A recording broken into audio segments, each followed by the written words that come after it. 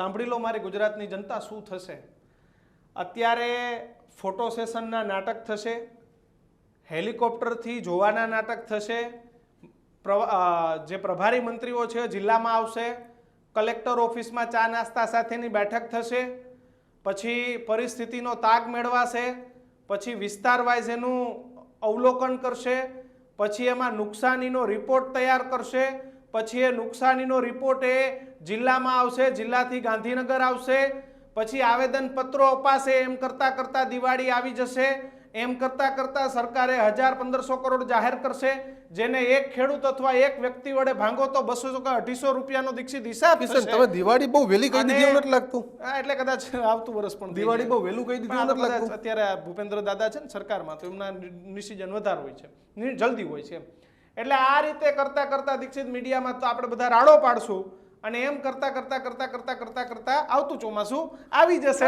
આ ચોમાસાનું આખું વળતર 5 વર્ષની ટર્મ પૂરી થઈ જશે. હા. તમે આવો, તમને બતાવો કે બનાસકાંઠાના ખેડૂતોને 2017-18 ની આજે અરે એ તો આપણે વાવાઝોડું અમરેલી, હા, અમરેલી રાજુલાના વાવાઝોડામાં આજે પણ સહાય નથી મળી. દ્વારકા કઈ નથી મળ્યું. એટલે મારો તને કહેવાનો મતલબ શું છે ખબર? ઓલી વખતે સરકારે બજેટ જાહેર કર્યું હતું ને, મને આંકડા યાદ નથી, પણ તેનો ભાંગાકાર કરો તો 250 રૂપિયા આવતા હતા ખેડૂતના. કરોડો સિવાયની વાત નથી થતી, અને ભાંગાકાર કરતો પાંચું આવતું નથી. પાછું આવતું. આ બહુ હકીકત છે. વાત તમારી ફાડી નાખી એવાની વાત હોય હાથી જેવડી નીકળે કીડી. પણ કીડી તો કીડી, પણ આ પૈસા છે ને કિશન, આ ન કીધું ગ્રાન્ટ આવીને પડી હતી સર, 100% ગ્રાન્ટ બોલો પૈસા પડ્યા હતા તો પેલા નો પાડ બાંધી દેવાય, ગામને નુકસાન થઈ ગયું. પણ કિશન કમિશન સેટ નહીં થયું હોય, ટકાવારી નહીં બંધાણી સેટ નહીં થઈ હોય, ટકાવારી નહીં થયું નથી દેવું કે ઘણીની વાત છે ભાઈ. ખેલ છે ભાઈ, દર વખતે આ જ ખેલ થવાનો. તમારી ટકાવારી સેટ કરવાની, ગામના લોકોનું, ગુજરાતના લોકોનું જે થવું હોય થાય. અને તમારા પાપે અધિકારીઓ આજે ડૂબ્યું છે. તમે યાદ રાખજો કે તમારા પાપે ગુજરાત ડૂબ્યું છે, બાકી ન મારી સંસ્કારી નગરી વડોદરા ડૂબે, કે ન ડૂબે રાજકોટ, ન ડૂબે મોરબી. તમે એક એક વિસ્તારમાં તો પહોંચો, આખો હાઈવે બંધ થઈ જાય એટલે કિશન સામાન્ય અને મધ્યમ વર્ગીય માણસના જમીર ડૂબ્યા છે સાહેબ. એમના તમારા ભ્રષ્ટાચારના પાપ છે ને, ભ્રષ્ટાચારના પાપ, અને એ ભોગ છે ને કિશન નિર્દોષનો લે છે. તક્ષશિલા કાંડ જોયું, કેટલા નિર્દોષ બાળકનો અત્યારે આ ભ્રષ્ટ અધિકારીઓના કારણે. ધારાસભ્યો 182 છે, એમાંથી કદાચ કાંતિભાઈ બોલવાની હિંમત કરી. કાંતિભાઈ શું બોલ્યા ને એકવાર સાંભળો, અને બાકીના 181 તમે પણ આ રીતે આ શીખો, બોલજો. સાહેબ કરતા ફાઇલો પાસ કરાવવા ન જતા કલેક્ટર પાસે કોઈ. શું કીધું કાંતિભાઈ શું કીધું એ સાંભળો. ના ના એ ભાઈ ના, આ પૈસા હે ને એક પૈસા પ્રજાના, પંચાયત પ્રજાની. તમે આ ચાલુ કરો બપોર. જો નહીં કરે તો હું તમને સરપંચ કરાવી દઈશ. કલેક્ટર અહીંયા આવે, ધારાસભ્ય આવે, મંત્રી આવે, આ તમારે કરવાનું. જલ્દી શરૂ. પાણીનો ભલે સામે નિકાલ થયો, વરસાદ ચાલુ થાય તો ગવર્મેન્ટ તરફની કાંઈ પણ ઘટ હોય મને તો જલ્દી કામ શરૂ કરાવો. અમે છીએ ને, આ તો હજી ઓછું હે.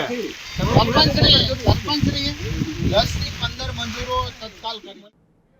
તો તને સસ્પેન્ડ કરાવી દઈશ. આ પ્રકારનો શબ્દ ભારતીય જનતા પાર્ટીના ધારાસભ્ય બોલીને કહ્યું હતું ને, બીજા 181 એમાં આપણે સીએમ પણ આવી જાય, બધા બીજા મંત્રીઓ પણ આવી જાય, વિધાનસભાના અધ્યક્ષ આવી જાય, તમામ લોકો આવી જાય, તમામ લોકો શીખે.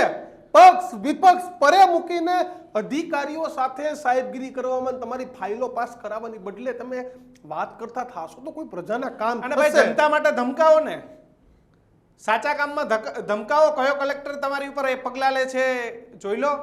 કિશન ધમકાવતા તો અહીં છે, પણ પોતાના માટે ભાઈ ફાઇલનું સેટિંગ નહીં થતું હોય, ફાઇલનું વહીવટ માટે ધમકાવતા હશે, બાકી પ્રજા માટે કોઈ ધમકાવે નહીં. એક ક્યારેક વિડિયો આવતો એમાં નવા 156 આવ્યા ને, હવે છે ને નવી શપથ ચાલુ કરવાની કે હું કમિશન નહીં લઉં, હું અધિકારીઓને પ્રજા માટે ધમકાવીશ, હું મારા પર્સનલ માટે નહીં ધમકાવું. આ પ્રકારના શપથ ચાલુ થાય તો કંઈક ફેરફાર થાય, બાકી ધૂળ પડી એમ કાંઈ થાય નહીં. રામ બરોબર, જો આમાં કઈ ફેર.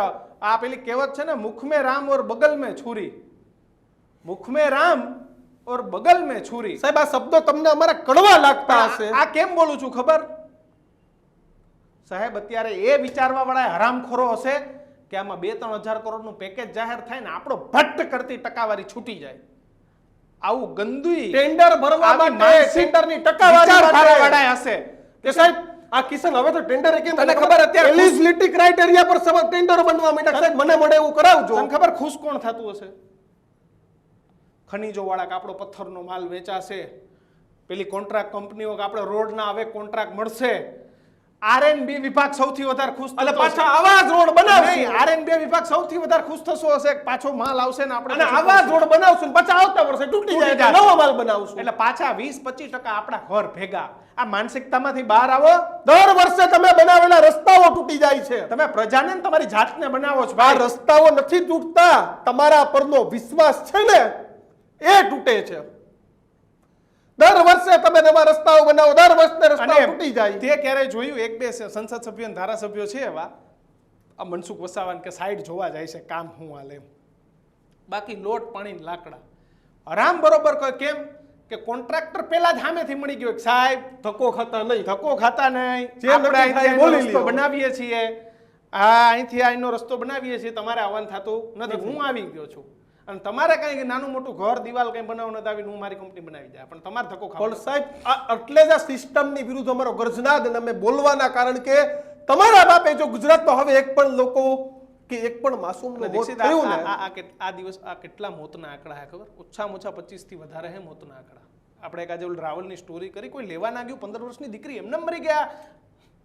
પણ આ અસુરો, જાડી ચામડી અસુરોના પાપ છે આ બધા. સીએમ સુધી તો વાત જ નથી પહોંચતી. જો કિશન સિસ્ટમે હેલિકોપ્ટર દોડાવ્યા છે, પણ જિલ્લામાં બેઠેલા અધિકારીઓ તમે વાત કરી હેલિકોપ્ટર ને, ક્યાં કઈ પહોંચાડો એનું નક્કી કોણ કરે? એ જ કહું ને, કલેક્ટર નીચેના માણસો. કલેક્ટરને કદાચ પૂનમબેને ફોન કરી દીધો હોત ને તો ત્યાં પાછું પહોંચી ગયું હોત હેલિકોપ્ટર, કેમ કે એ ચૂંટાયેલા હે. કે સંસદ સભ્ય છે. પણ પૂનમબેન સુધી માહિતી ગઈ હોય કે ન ગઈ મારો કાલે રામ પેલા જાણે. ઇમરાન ખેડાવાલાએ કીધું ને કે કોર્પોરેશન ભેદભાવ રાખે છે, કે અમારા મુસ્લિમ વિસ્તારોમાં પાણી ભરાય તેમાં બહુ એને લાંબો રસ નહીં. અને કિશન આ આ પરિસ્થિતિ. લોકોને મુસ્લિમ આમાંથી કે હિન્દુ જ્યાંથી પૈસા ન મળતા હોય એ ને કોઈમાં રસ એ નહીં. કોઈમાં લોકો ગરીબોનું જોવું જ નથી તમારે. જાતિવાદ, પ્રાંતવાદ, સમાજવાદમાંથી બહાર આવો, સૌ ગુજરાતીઓ એક થઈને લડે, એ જ અમારો હેતુ છે. આપ જોતા રહેજો ન્યૂઝરૂમ. મને દીક્ષિતને આવો નવો પ્રેમ આપતા રહેજો, કારણ કે અમે ગુજરાતનો બુલંદ અવાજ લઈને નીકળ્યા છીએ. નમસ્કાર, જય માતાજી, જય શ્રી કૃષ્ણ, જય શ્રી રામ.